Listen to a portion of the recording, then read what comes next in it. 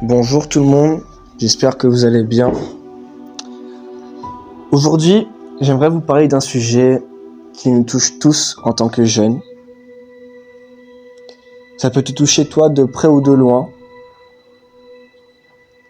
ou ta famille. C'est la dépression. Alors moi, pendant 2 ou 3 mois, juste un peu avant de venir à Marseille, j'étais dans une sorte de mini-dépression. J'étais très triste dans mon cœur et j'étais en déception amoureuse. Mais malgré ma tristesse, j'ai continué à rechercher Dieu, à m'accrocher à lui, dans la méditation de sa parole, dans la louange, dans la prière, dans la vie d'église.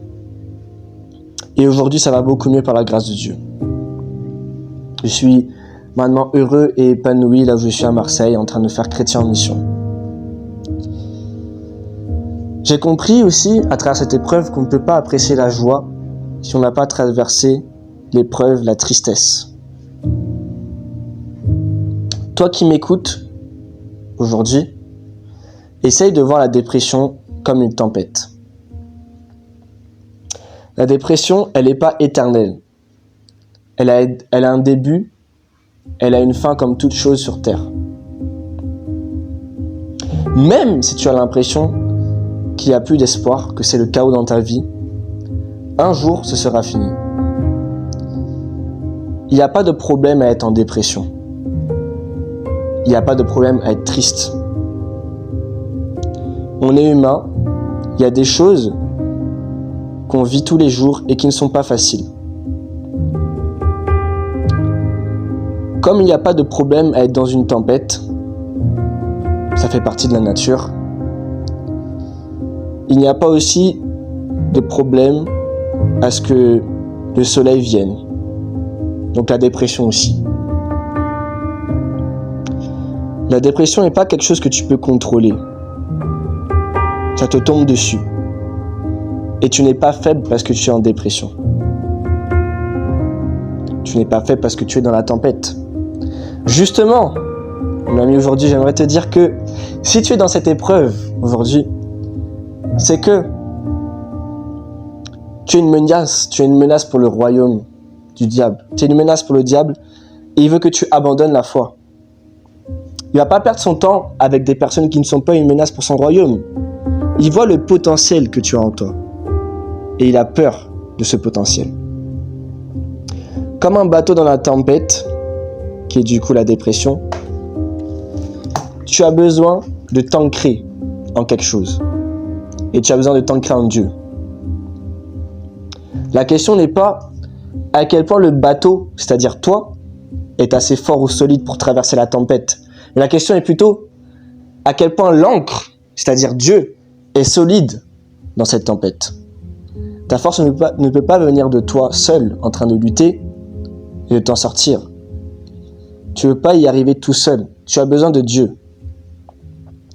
Tu es le bateau ballotté dans tous les sens. Alors que l'ancre, qui est Dieu, est statique. Elle est imbougeable. Donc si tu veux rester fort dans cette épreuve-là, si tu veux rester fort dans toute épreuve, dans tous les cas, si tu veux rester fort dans la tempête, tu as besoin d'être ancré en Dieu.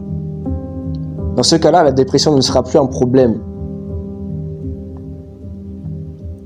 Lisons Romains 8, 37.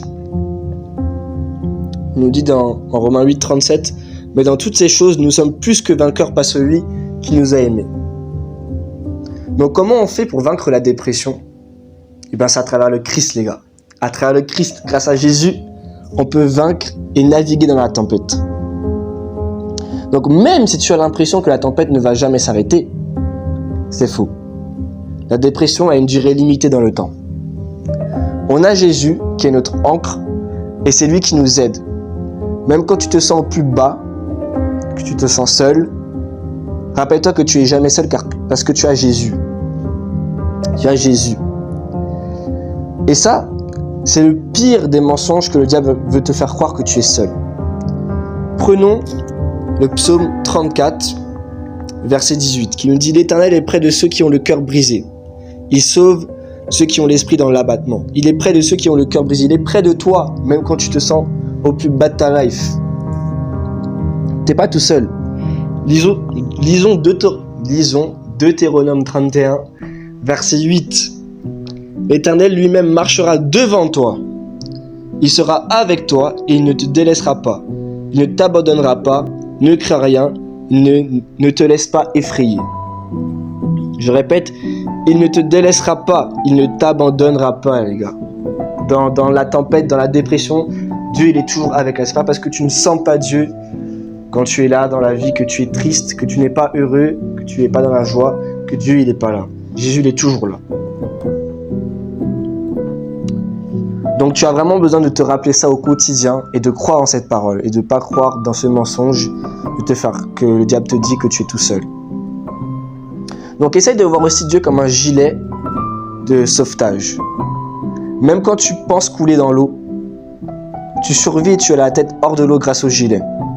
Tu vas sûrement boire la tasse de temps en temps, mais tu vas survivre. Tu ne seras pas submergé par les eaux. Donc tu n'as pas besoin de savoir nager puisque tu as le gilet. C'est pour ça qu'en général, quand on fait des sorties comme ça en bateau, les gens qui ne savent pas nager, allez hop, on leur met un gilet. Parce qu'on sait que grâce au gilet, ils pourront survivre, ils pourront respirer. Donc voilà, tu as juste besoin d'avoir confiance en ce gilet, en Jésus. Mais le problème, c'est que le diable, il vient te faire croire que tu as besoin de naviguer tout seul, que tu as besoin de savoir nager tout seul. Mais, sauf que ça, c'est encore un mensonge. Et prenons Ésaïe 43, verset 2. Donc la métaphore là que j'ai utilisée là, avec l'eau, tout ça, la tempête, ça c'est biblique. Quand tu passeras par les eaux, je serai avec toi. Quand tu traverseras les fleuves, ils ne te submergeront pas.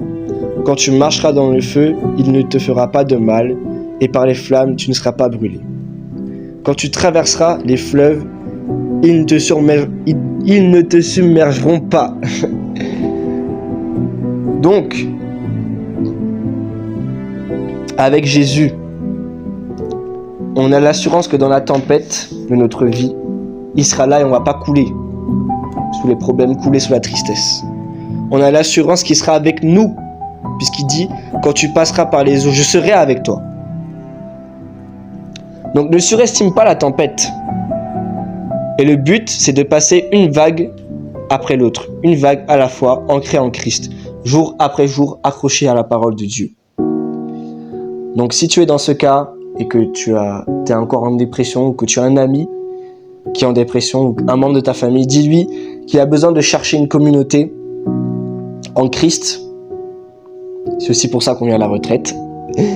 Et de méditer sa Bible régulièrement.